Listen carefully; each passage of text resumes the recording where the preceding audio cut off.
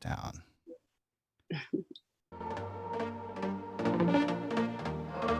Oh, I can't wait for another cool song. Lights are out, system down, and trying to pay rent. Great taste in music. Work 9 to 5, can't sleep at night. My money's all spent. I do anything and I go crazy. Whoa, miss the days when I was 18. Whoa, wish that I could turn back time. Whoa, take me back, please don't save me. 'Cause I'm not that good at real life.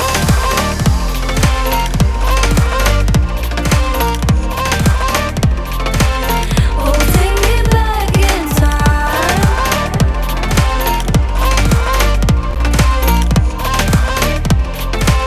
I'm not that for real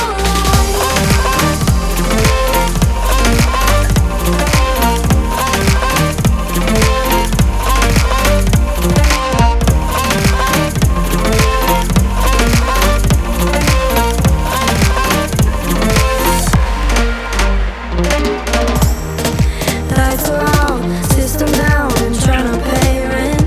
I gotta work it out, but it ain't that easy. Oh, come on, man. Get ready for a show tonight. My money's all spent. I do anything and I go crazy. Whoa, miss the days when I was 18. Whoa, wish that I could turn back time. Whoa, take me back, please don't save me. 'Cause I'm not that good at real life. What? It does, huh? Oh, take me back in time.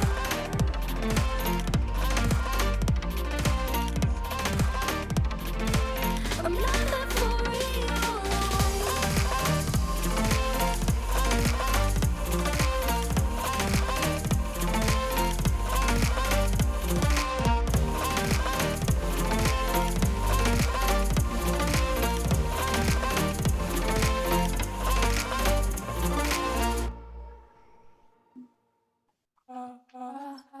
We have a different song today.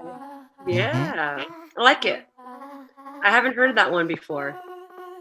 Yeah, when I was 7, it came down from the sky just like a message. A power I could never dream of, pause for second guessing. I had a voice inside my head that told me I was Yeah, Gary's also a DJ. I forgot about this.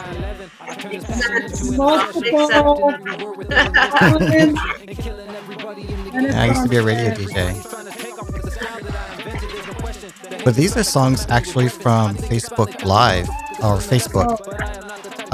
So because you can't use copyright music, because if you do, they'll cut you off. That's what I was actually curious about. Like when you for last week, I was like, where are we gonna get in trouble?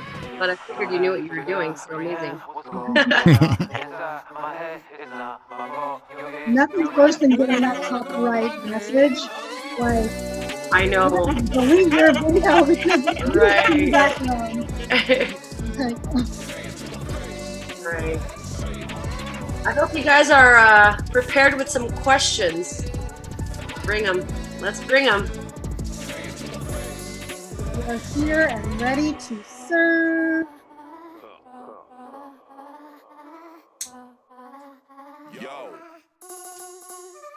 Tag anybody that you would think that would want to hear this live.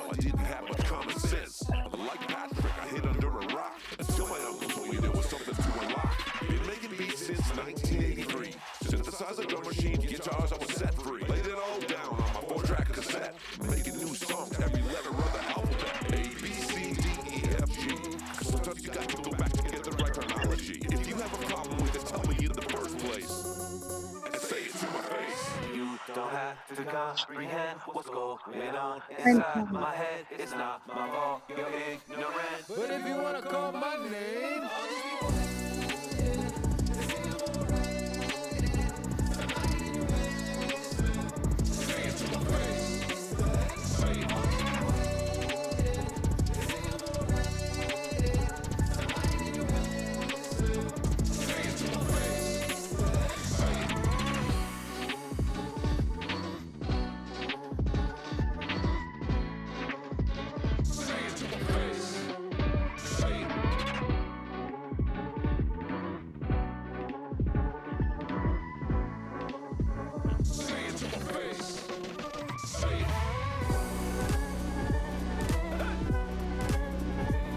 I'm really surprised with the quality of songs they have on Facebook. Great. Smart though, because they know a lot of people do use the lives, you know, Mm-hmm. and a way to like showcase other artists on the platform. Cool. Are they still doing like Facebook shows? Mm-hmm. I'm not sure. I think so. Yeah. All right, we're going to start in 10 seconds. All right. Lights are out, system down, and trying to. All right, show started. All right. Happy Thursday, everyone. Welcome to Show Face to Face. Katie and I are back. And of course, can't forget Gary behind the scenes running this amazing live for us. So I hope you guys are ready to bring your questions to this conversation. Today, we're going to be discussing basically creating safety within ourselves and for others around any topic of conversation. So again, we've got Katie, life coach, to join me, and let's get started.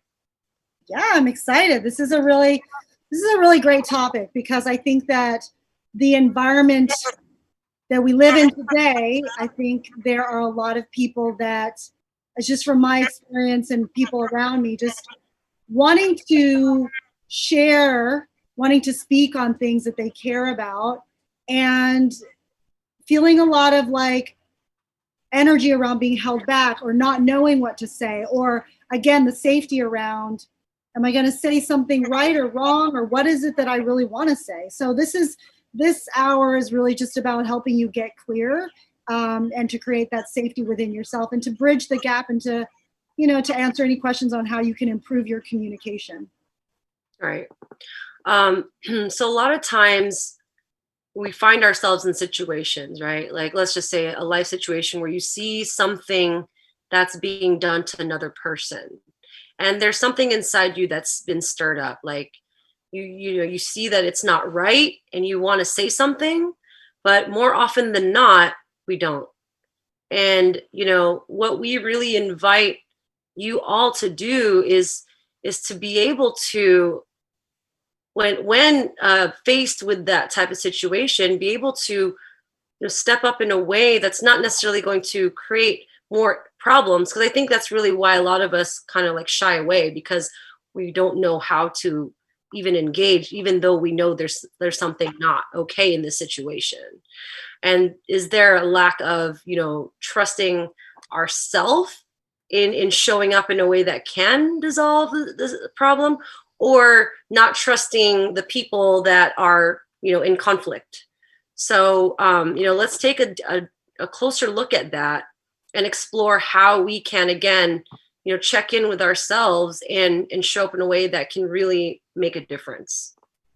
So I don't know, can you guys think of any like specific time in your life? Katie, you think of anything specific we could bring to light as far as checking in and all that? Yeah, I mean, I'll one thing that comes to mind, this happened to me a couple of years ago, maybe not that long ago, but I think this speaks into how we were raised.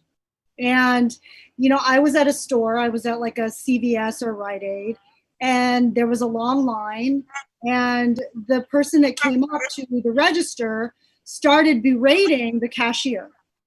Like something about like, you guys are so slow, and this, I mean, they were just literally going off on this cashier. Oh, actually what it was that there was something going on. He wanted to return something. And so the guy wasn't having the conversation. He wanted to return what he wanted to return, and the cashier was trying to explain to him what the process was. So he just kept berating her. Now, in these instances, I'll just be really transparent. There is a part of me that doesn't want to interfere, because again, what I learned about responsibility and what I learned about safety was, don't rock the boat. Don't put yourself into a situation where you're going to involve yourself, especially if if it could get violent, if it could, so we are naturally protective of ourselves.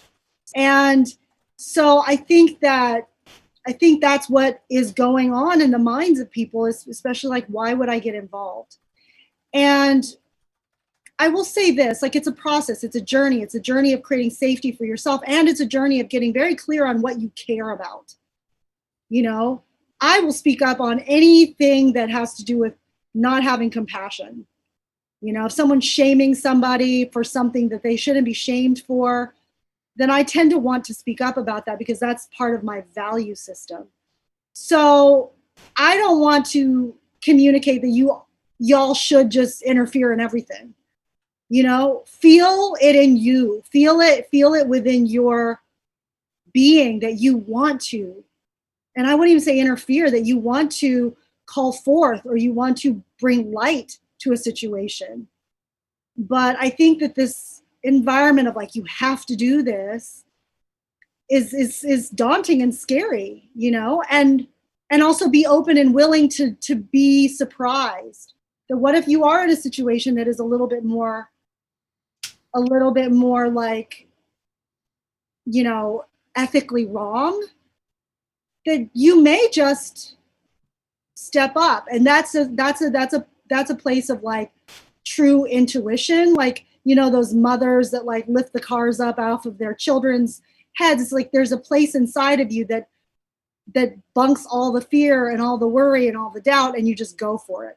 So just get really, really clear about your value system. I think that will help in terms of your communication. Yes, I love that you brought up the points of really just the way we're raised, right? Because that's really where it all stems from. You know, the whole like not rocking the boat. And there's definitely a level of fear, right? Because like, I mean, fear of what could go wrong instead of what can go right. And so if we're looking at our upbringing and how I mean, of course, it's hard in that moment, right? If something's happening in that moment, you're not gonna be like, oh, let me think back and why am I like, you know, stopping to speak up? But you know, after the moment is said and done, my point is to like reflect and really go, okay, you know, how can, like, if that the next time something like this happens, and if I do the work now and I really check in and I see, okay, so for example, let me bring my experience in, is my mom was very passive. And, you know, my dad was the one that was yelling at her all the time, and she was always trying to keep the peace. So even if she was right, she wouldn't argue for the sake of being right. She would just be like agreeing just so that he could just be quiet. And the thing is, though, it affected me in a way that I didn't understand that. I didn't understand the concept of she's just trying to keep peace. I just saw it as like, oh, she's submissive, she's weak, and she's not using her voice. And so that example, female example, particularly for me, as a woman, like growing into her own, I didn't know how to find my voice. I didn't know how to say like, hey, this is not okay. Don't do this, you know? And then on the other side of it, my dad, when things were not okay, he would just scream and yell. And, you know, of course, with that kind of example, when I was confronted with something else, you know, something else outside of me, I knew instinctually that to yell and show up like my father was not the way to come about it. But then because the lack of example of my mom to say, hey, when someone's doing something wrong, you know, you speak up, you tell them that's not okay. So it was like, you know, unfortunately in my life over and over in my own situation, not even seeing an outside event, but in my own, like, I didn't even know how to speak up and say, don't do that, I don't like it. And I would be like, I would, you know, internalize, oh no, it's okay, when it really wasn't. And then later when I just couldn't take anymore, I freaking exploded like a volcano, like my dad, and saw how both was so unhealthy. So, you know, in my frustration of all the relationships that I created and looking at my life, and I'm going, like, there has to be a way that I should be able to communicate and express things, you know, because again, like when I would see things like unjustly happen to somebody unfairly, it just like, it made my blood boil. Like I wanted to do something so bad and I didn't know how to show up. So again, seeing how I was raised, and like not blaming myself. Like, I'm not gonna like shame myself, like, oh, Angie, you're ignorant because you didn't know how to like save that person, even though you wanted to. But because of that deep emotion that got stirred in me, it was like, man, like, I want to do something and I can't. But that's not true. In that moment I couldn't, because I didn't know. I didn't have the tools. Now, with the transformational work, when I really looked into myself, going like, okay, why this? Like, and how can I, which I think is the question for many of us, like, how can we ignore those, like the fear things, and stop getting in our own way, so that we can really be in contribution to not just our own lives, but to, if we see something that's not okay happening to someone, that we go, hey, and really what I could say is, if you can't trust yourself in that moment and it's scary, look to someone else, right? That's what community is about.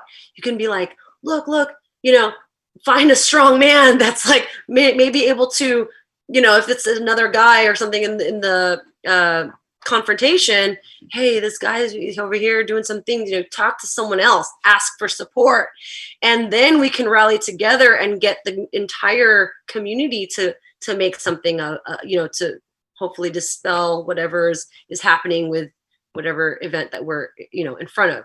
So just understand, it's not always about you. Like, you don't have to be the one to do it. It could be an authority figure, right? Calling the cops, or calling a manager, or calling, again, someone who you think could really support you in that moment. So that's what I got. Yeah, I mean, that's so much good stuff to unpack there. First of all, I think the point that you made, Angie, about if you are in a situation and you find that you cannot speak up, and we're not even just talking about anti-racism, but just like any day-to-day thing where you find that you are not finding your voice, that instead of just sweeping it under the rug and moving on, I think the current environment is having, like, we get to look at it. We get to look at it and really do the work, ask ourselves the question, like, what was it that didn't allow me to speak up? How can I work on this? How can I be better? It's like, anytime you need to want to make a change, you always have to accept who you are right now, where you are right now. We are all doing the best that we can with what we have. I used to never understand that, because I used to think, well, if I know, then I should do better.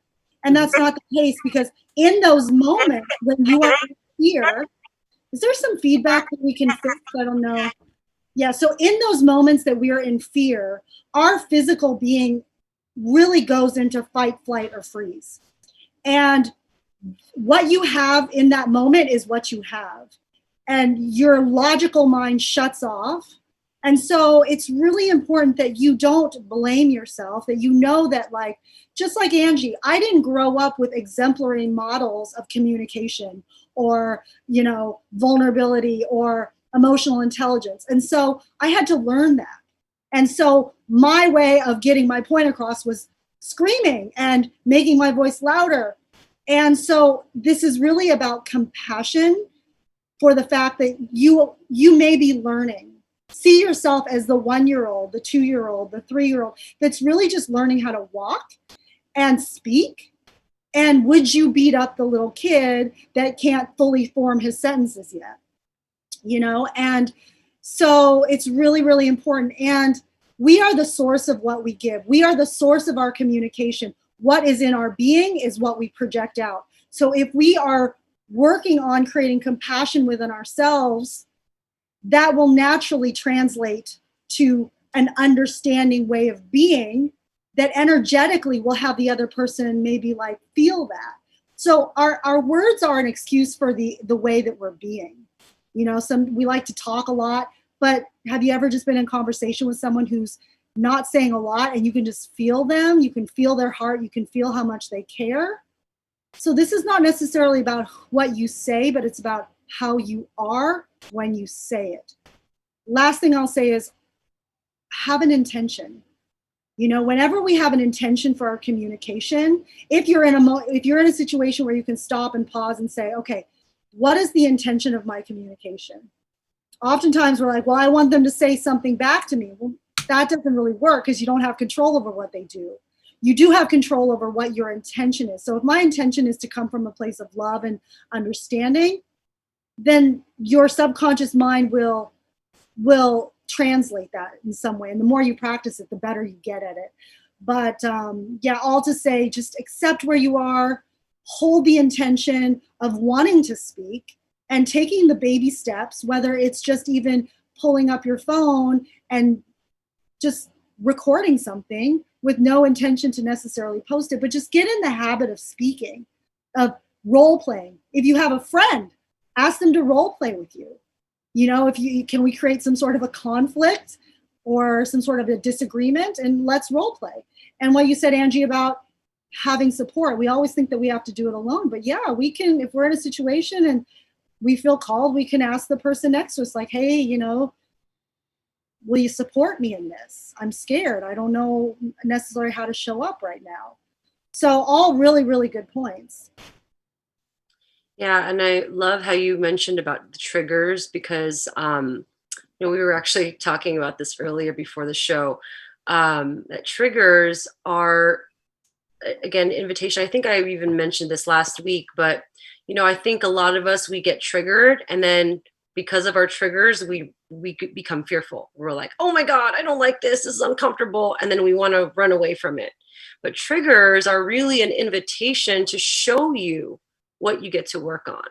So I don't know if you guys know this, I'm also a body worker. I do massage therapy, and I do a lot of trigger point therapy. So trigger points are where there's repetitive motion and little forming knots on the body that create pain. And in order to work it out, you've got to apply pressure and you got to move it through, so then it gets better, right?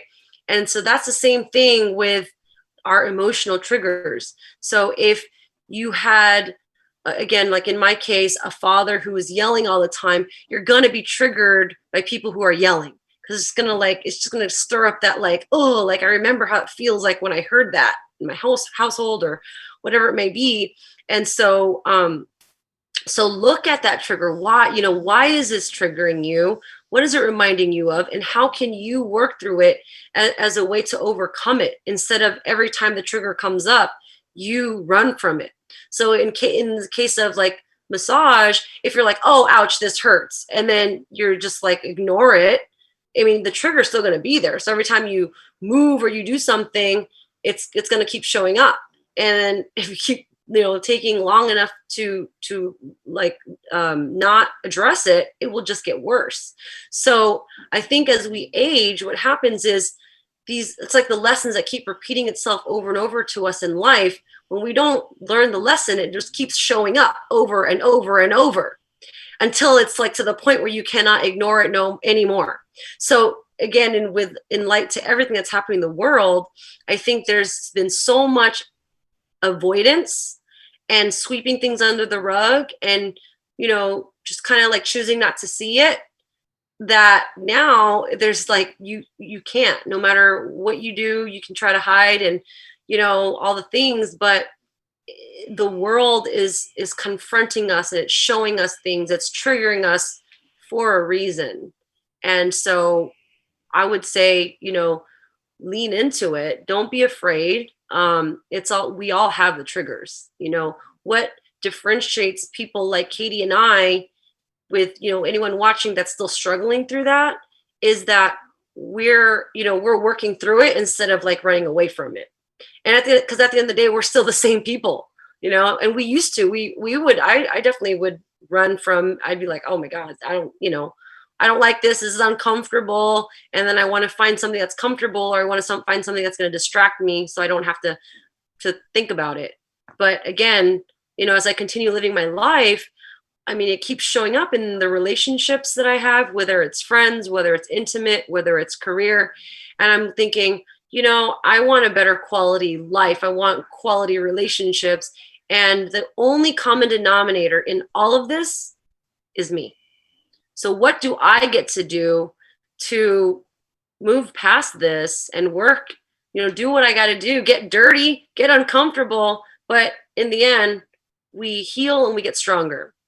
So, yeah, there's so much tools for us to share with you guys. So I'm going to go ahead and check in the comments, and I'll pass it over back to Katie.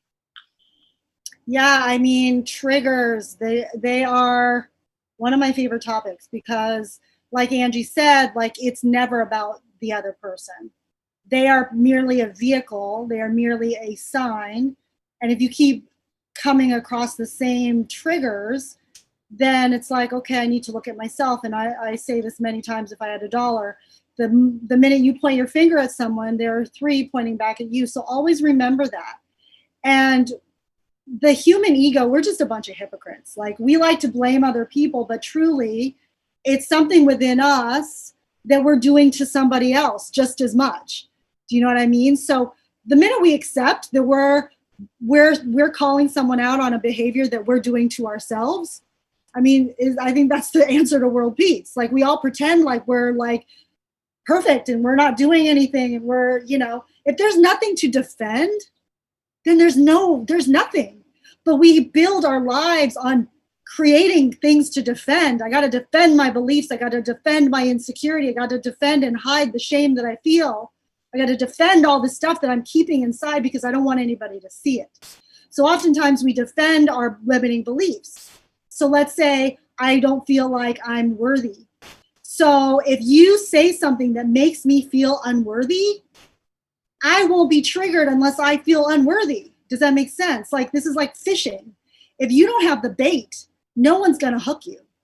So if someone's hooking you, and I'm talking about like when there's an emotional charge, when somebody says something and it just like that ick is in your body and you can't shake it off and you're still thinking about it, you're still marinating it.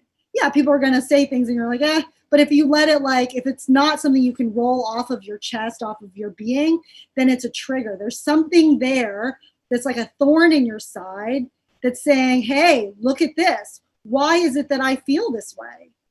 Okay, so like no more than in relationships do we get triggered. Like, think about all the ways that your partners have triggered you. Let's say they say something so harmless, right? It has nothing to do with it. And all of a sudden you make this meaning out of it that you don't love me.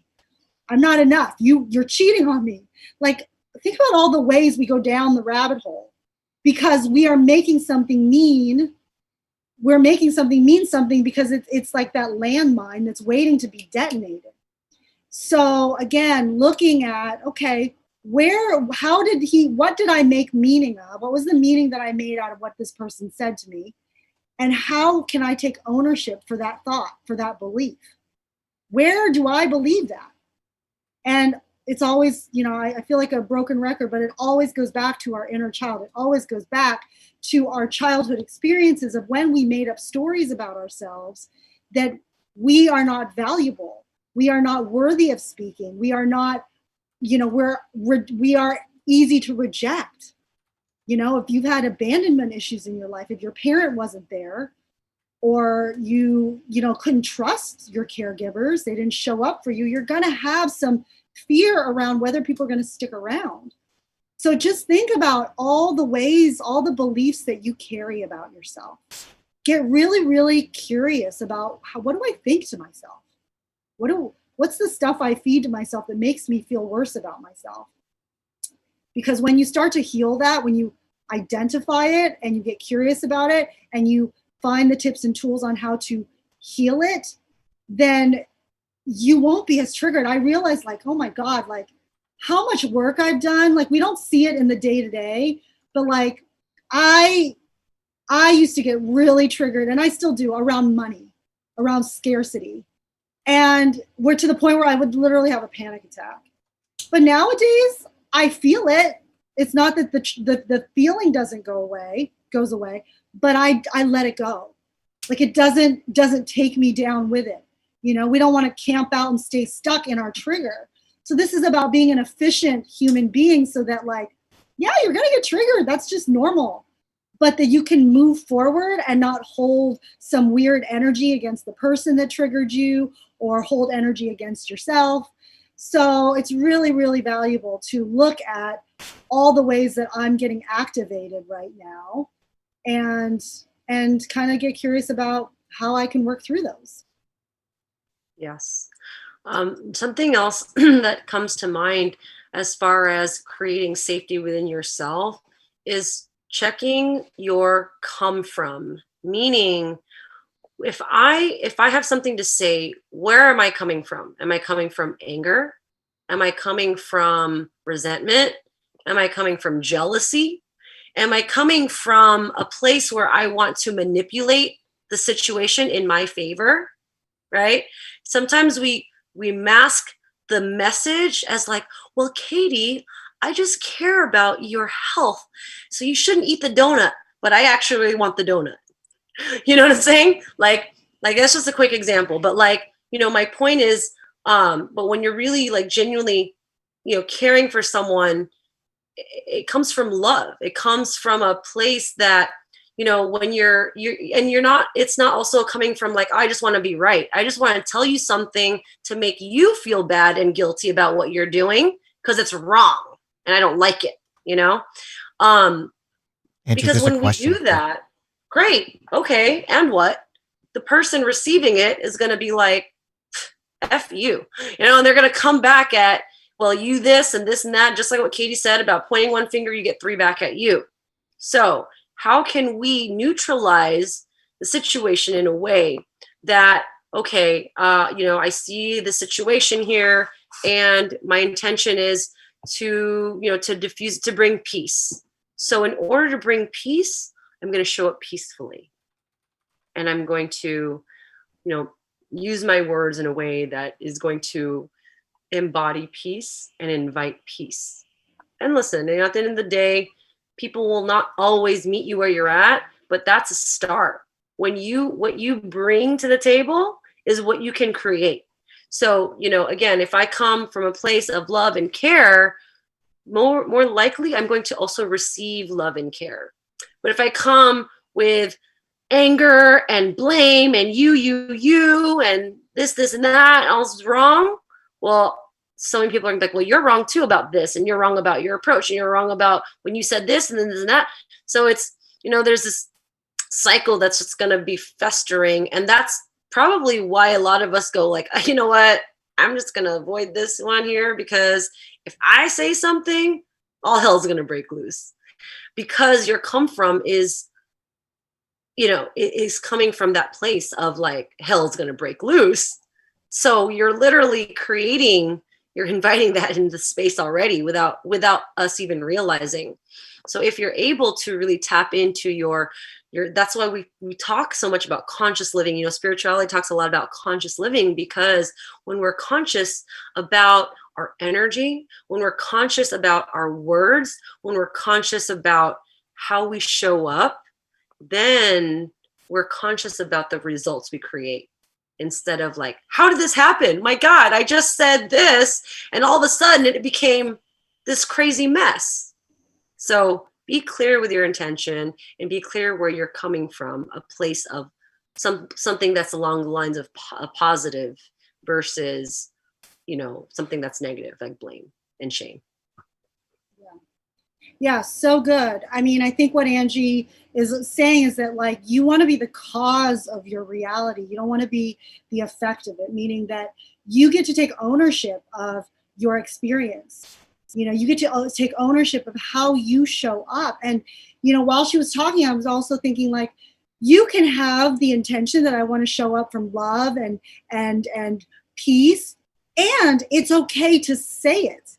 It's okay to say to the person, listen, I want to have a conversation with you about X, Y, and Z. And my intention is that we bridge the gap. My intention is that we come to a understanding of one another. And what you can expect from me is that I'm going to listen, that I'm going to let you finish your sentences, and I'm going to let you respond before I reply, that I'm going to be curious, whatever it is that you are committed to how you are committed to showing up. And then you can also ask, you can also request. My request of you is that like, you also maybe just hold space for me to speak, and then we can give each other that respectful space to really talk. Because here's the thing, we often listen to reply, do we not? we listen because we're thinking about what we want to say. Our ego is like, oh, I've got something juicy to say. And then half the time you're missing what somebody else has said. And one of the most valuable ways to connect with someone is if they know that you're truly listening to them. And one of the ways you can communicate that back to someone is to say, okay, so what I hear you saying is, and correct me if I'm wrong, so that they get that you are listening, that you are present. Consciousness is about being present. Consciousness is about being here in the now without worrying about how this is going to play out, worrying about what I was thinking about a minute ago, but just being present, using your breath to anchor you in that physical experience, and just really staying focused on what is my intention here. That's what consciousness is. And so, but there are ways to truly communicate, even if you're nervous. I'll get on a video and I'm like, I'm nervous, y'all. I don't know how this is going to come out, but just hold space for me. Because I think when you speak into things that are vulnerable, that automatically disarms people. When you come into it like with a sense of like entitlement, or like you need to hear me, I need to tell you what I'm thinking, versus let's co-create an experience together, that will include them. And then natural human behavior is that they'll be less likely to be so up in arms, and you kind of just, you ease them into the experience. My other tip is that you can also visualize it happening. Visualize not so much in what they say, but visualize more in how I am feeling, how I am standing, what am I believing, who am I being? The more you visualize who you are being, the qualities that you want to be, the more likely you will show up like that. And like Angie said, what you give, you get. So, I think that's like super, super powerful, and just to really be conscious and to create the experience that you want. Yes, Katie, such a good point about the beingness. So I'll use another word, which is embodiment, right? So if I'm scared, and my body's going to feel scared, and I'm going to show up scared. But if I'm feeling, it's like, okay, I'm going to channel my inner, like badass, like strong, confident. That's how I show up. I come here. It just exudes out of you. And then now I want to go ahead and segue over into Isabel's comments. She's sharing how it's so frustrating to speak to a few members of her family about her feelings. They're afraid to feel vulnerable. When she tries, they shut her out energetically, and she feels like she shouldn't push. And yet, as time goes on, she feels like giving up. So if you'd like to start, Katie, you're welcome to. Okay, and then I can piggyback off what you say. Oh, such a good question, Isabel. So again, this is a co-creative experience. You cannot have a conversation with people that do not want to have the conversation. If you are trying to impose something on them, then they are naturally going to resist, because, and then can you just have some compassion for how difficult it is for your family to dig into places where they didn't, it's hard enough for us, right? And we've lived in America, we know American ways, but to ask our family, who, just think about them as children, what were their experiences maybe as trying to speak their voice, trying to express how they feel? Were they met with physical abuse? Were they met with emotional abuse? Were they met with shame? So again, this is their programming. We can't force people to do what doesn't feel good for them. What you get to do, Isabel, is so I would ask you to ask yourself, why is it important? Why is it so important for them to hear what I have to say? Because if there is a charge around you needing them to hear what you have to say, maybe you get to hear yourself first. Then you can take away some of that expectation on other people. We oftentimes want other people to do what we won't do for ourselves. So how can you hear yourself? How can you create safety in expressing your feelings? Because at the end of the day, it's not their approval or their forgiveness or their acceptance of what you have to say or who you are. It's yours. And the minute that you give that to yourself, then you will actually let go of other people needing to hear you. You will let go of having any like control over how people show up. And what happens in that beautiful space is when you start to accept yourself, forgive yourself, love yourself, hear yourself, people will just show up to hear you. You won't have to push so hard. So the more you are pushing, the more you are pushing them away, and they're going to push back at you. So go within, give it to yourself, and then watch what happens as you come to a beingness, an embodiment of, I accept myself, I hear myself. So then people will show up to hear you. I love what you said about like, the pushing. It's true. Like when we push, we're just, people are like, oh, it's again, the energy, right? If I'm pushing something, something's being pushed away. But if I'm drawing and I'm inviting and I'm attracting, then people lean forward. So I think like for your, of course, I don't know the context of like what it is that you want to share with them. For example, I had a conversation with my mom when I started to like awaken to things, and I would tell her, I remember, first of all, in the beginning, when I was like more like blame, like I'm like, well, Mom, you never showed me how to do this. And, I mean, and then now, but then of course she'd get kind of like defensive. She'd be like, well, like whatever she would say. And, like after post like transformational work, looking at like, first of all, coming from responsibility and ownership was like, okay, Mom, first of all, like I wanted to invite you into, like, I'm not here to make you wrong. I really appreciate what you've done for me. So like acknowledging what they've done, and then being like, however, I would like, how do I say this? Like, again, inviting them into, whatever it is that you want to share with them without making them wrong. So I'm not sure if your approach is like, whatever vulnerable thing you're sharing, like how it's even approached. But when we're talking about, again, like embodiment, your come from, creating a safe space, create a safe space, not just like, again, starting with you, because when you are safe, they feel safe. But when you're sharing vulnerably, but you're angry or you're like, whatever it is, then like the vulnerability may be like mixed in all the other stuff. So they're like not ready to hear it. And also understanding them, like if you can better understand your family and their history and how their thinking is, you can better approach them. So, knowing that the Asian culture generally does not talk about things, does not get vulnerable, that's very uncomfortable for them. Like they really just wanna, so it may not even be a personal thing against you. It's just like, oh God, vulnerability, feelings, we want to run away from.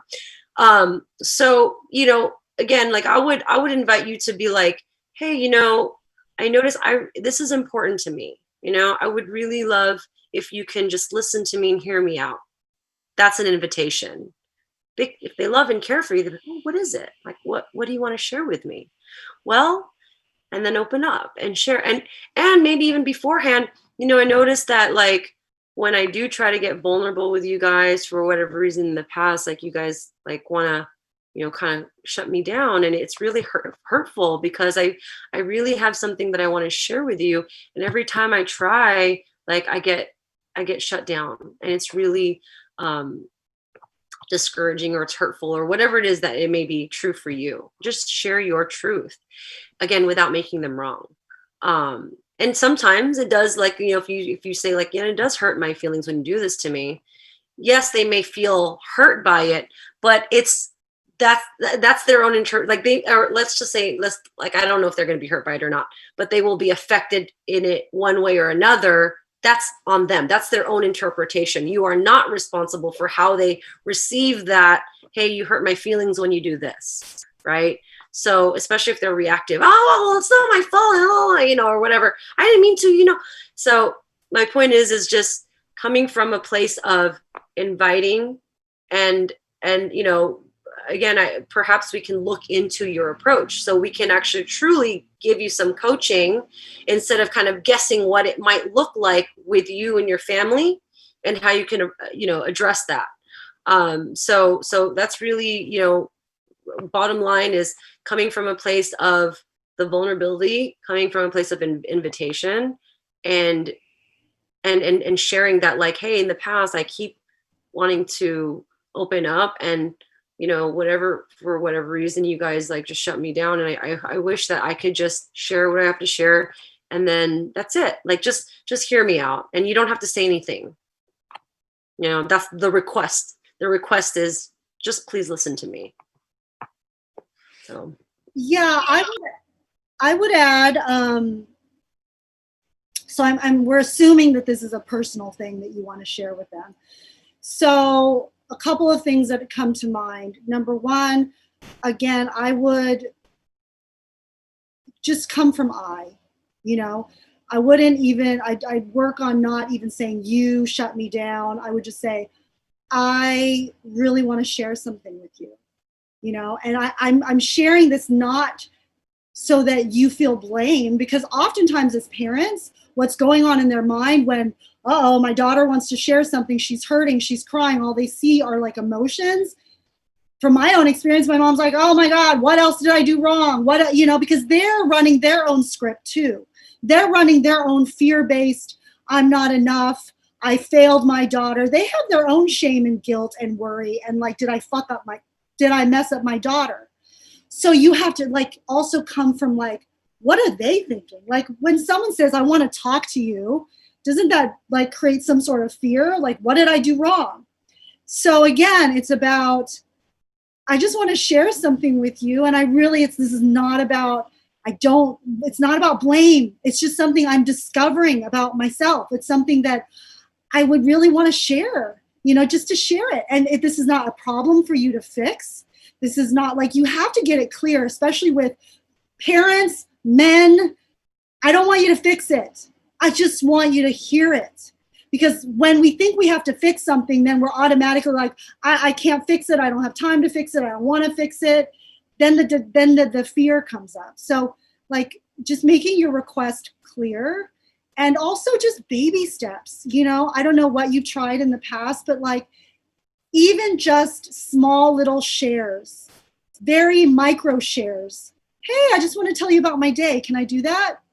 Can I tell you about this cool experience? And kind of weave in whatever it is that instead of having the deep, heavy conversation that requires them to be vulnerable with you, because again, they're learning too. This is not easy for them. So allowing it to be a small, like, don't rush it, take your time, hold space, give yourself grace, give them some grace, and work on your own your own disattachment from needing it to be, they need to hear me.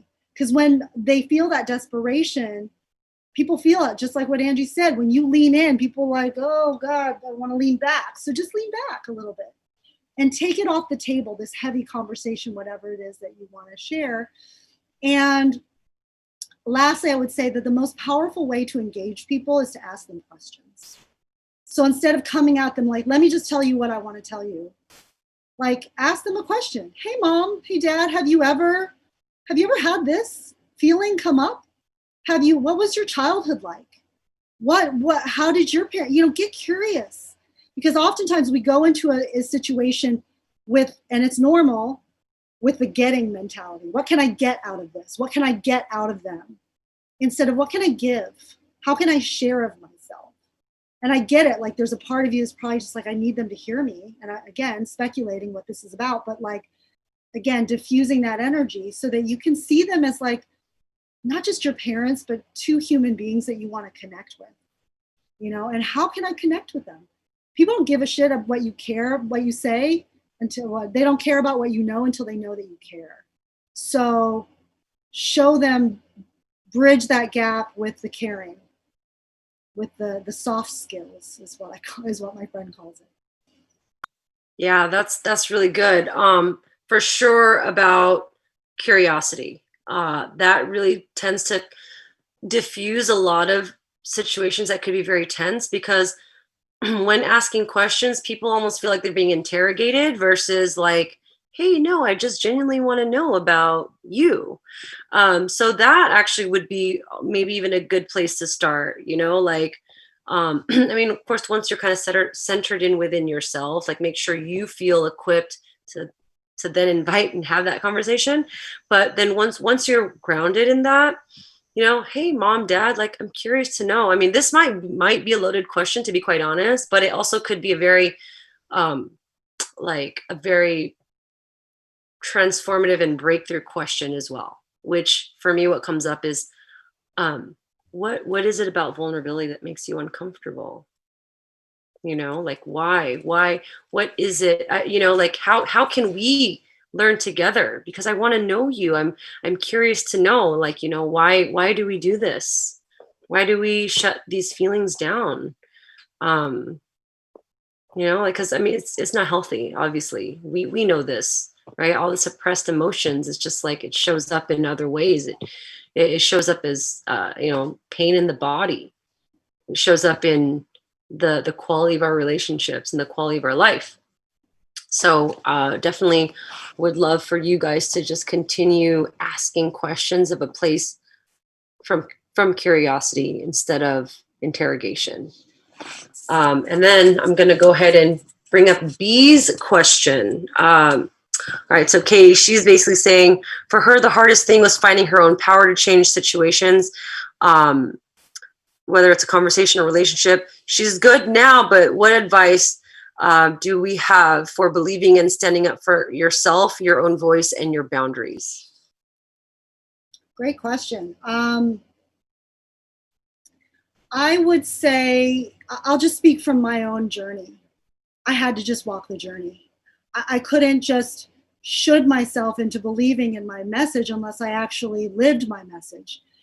So I would just say continue to work on the ways that you are held back. What was blocking you in the past? If you say you're good now, so what helped you get through that? Because when I focus on service, when I focus on what I have learned and what I've overcome in my life, I get to share with somebody else. That infuses me with power and confidence and excitability with regards to what I get to share, because it's not about me. It's not about me just talking about myself. It's about me sharing something that could help somebody. So, to really get confident in what you have to say is like, believe in what you're saying. Believe in, and don't just say it just to say it. Don't say it because you should say it. Believe in it. Because people can feel whether you believe in it or whether you're just saying it just to say it. So I don't know if that answers your question, but and continue to validate yourself. Continue to validate that my message is important, because there's somebody out there, many people out there just like me that are going through where I used to be. Think of who you were steps back, where you didn't have your voice, where you didn't know how to speak up. So think about helping those individuals, and then that will fill you with that sense of confidence and power and believing in yourself. And just letting go of the perfection, letting go that if you are just speaking from a place of intention that I want to share and I want to help people and I want to speak my truth, like marinate in that rather than how it looks after you said it, or how people responded to you after you said it.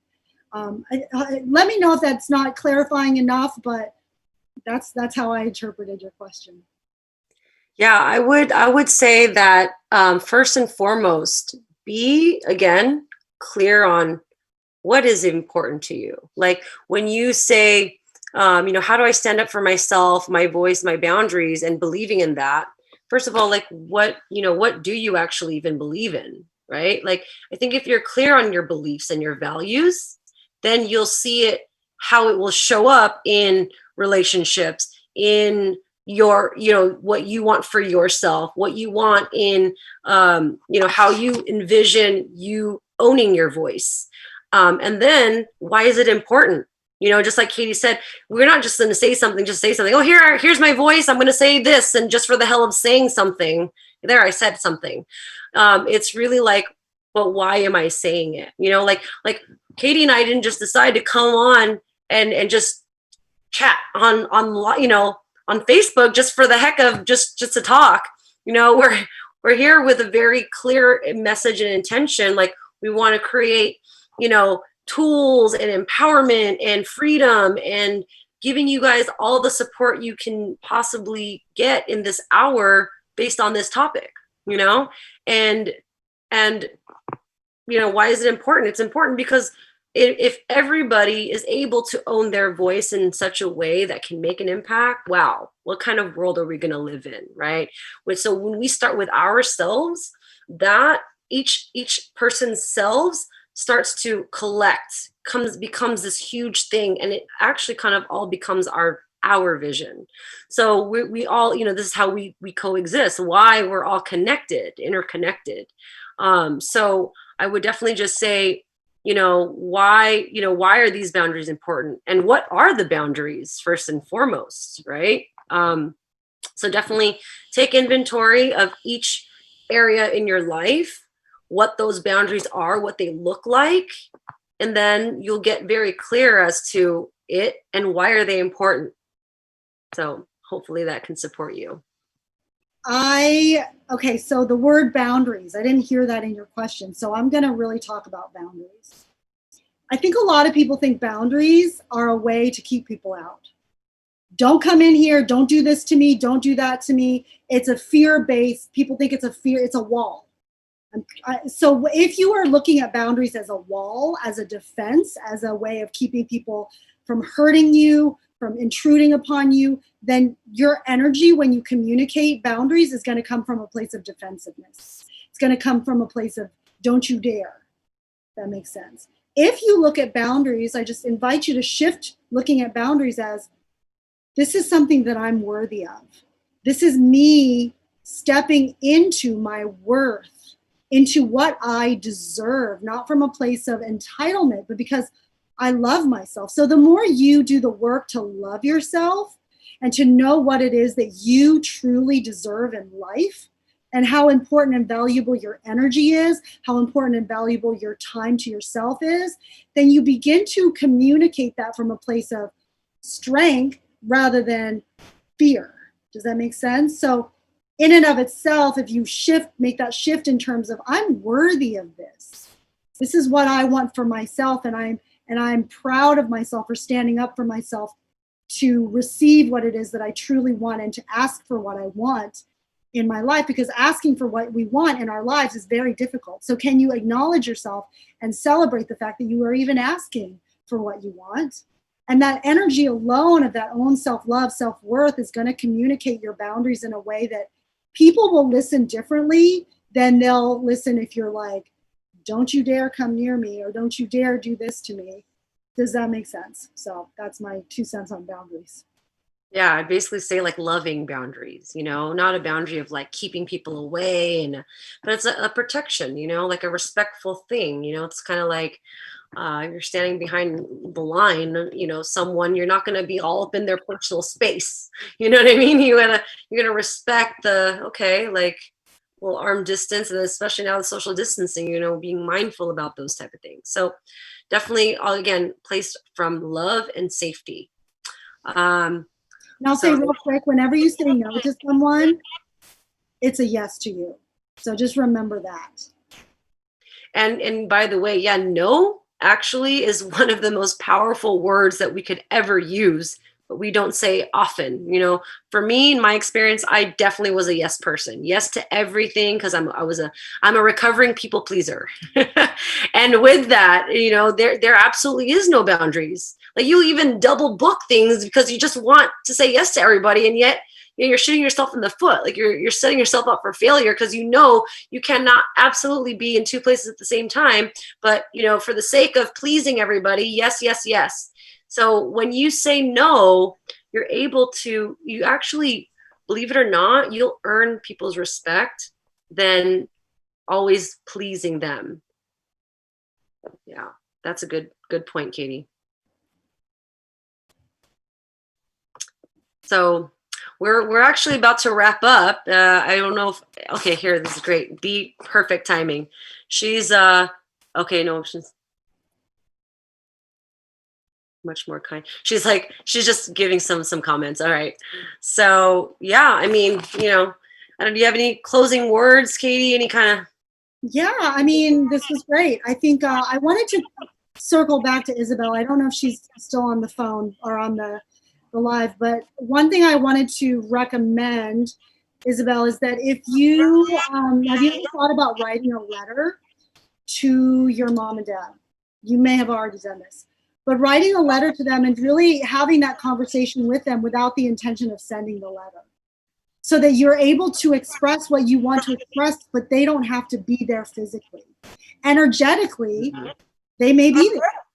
So really pour your heart into it and express yourself in the letter, and allow that to give you some sense of closure, some sense of like, I got it off my chest. And then there may be space for you to then actually speak to them.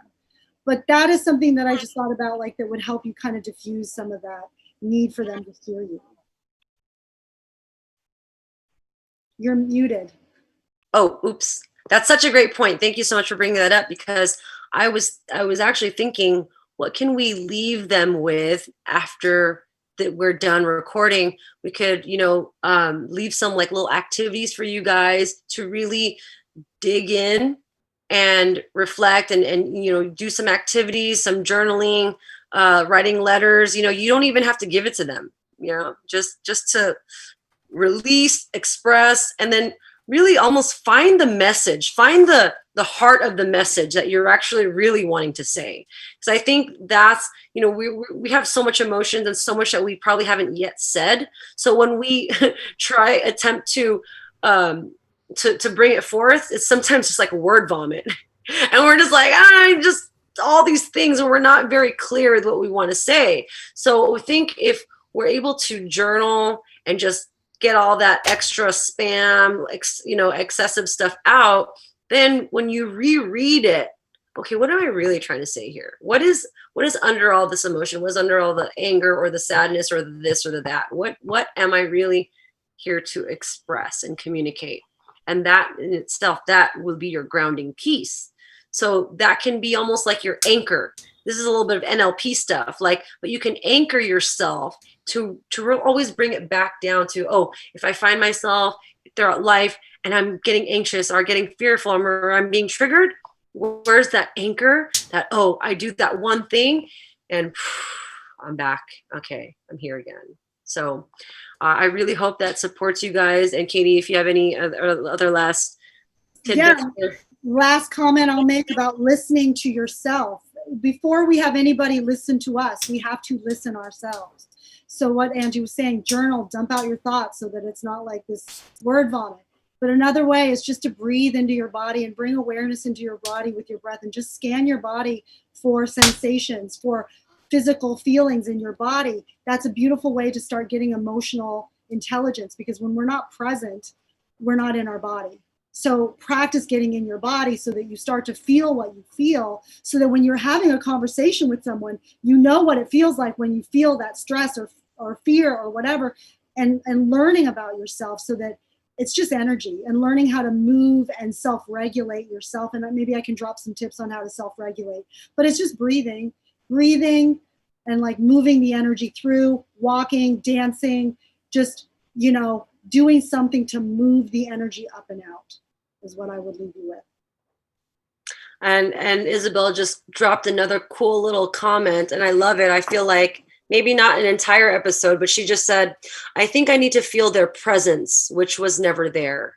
And I think, presence is such a huge thing. Like that does like add an extra layer of like our energy, our presence. What am I bringing right now in the moment? Right? Like, I mean, yes, I had to go and look at the phone here and there to kind of check in on the comments. But like, imagine if I was just like trying to talk to you guys and I'm like this the entire time, and right, it's like not engaged. So, how can we bring presence in a way that actually invites other people's presence? Maybe that could be a good topic or some kind of subtopic into our next episode. Yeah, and I will just say one last thing, Isabel. I would just ask yourself, what has it be more important for them to be present for it? What is it that you're looking for from them? And I would just sit with that. Awesome. Well, we've got 1 minute left. I just want to, share my appreciation and gratitude to you all in this community. I really want to let you know how much it means to all of us. We really want to be able to support you as best as possible, especially through this time. And really, even long after this is over, we could look back and say, look what we created. So, just feel free to share this community with any of your friends you think that could really gain something from this. I mean, we all could use some support. So, bring your questions. Don't be afraid. Own your voice. And let's continue the conversation. Be afraid and do it anyways. Fear That's will not right. Be afraid and do it anyways. That's right. That's where courage is. I was gonna say, that's what courage is. So let's tap into that courage, because we all have that ability. We all have been scared at one point, but you know what? Got to do it anyway. So much love and blessings to you all. Thank you. Bye, everybody.